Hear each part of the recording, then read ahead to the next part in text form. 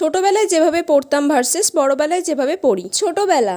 মা আজকে যদি আমি ভালো করে পড়ে নিই তাহলে আমাকে ঘুরতে নিয়ে যাবে তো সন্ধ্যাবেলা? হ্যাঁ যাবো, আগে ভালো করে তুই পড়। আচ্ছা তাহলে আজকে আমি ভালো করে পড়ে নিচ্ছি, ঠিক আছে?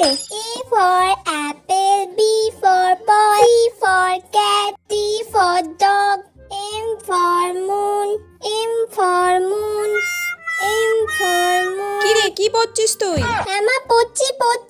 O for orange. বড়বেলা। উফ বাবা, এতগুলো বড় কোয়েশ্চেন দিয়েছে।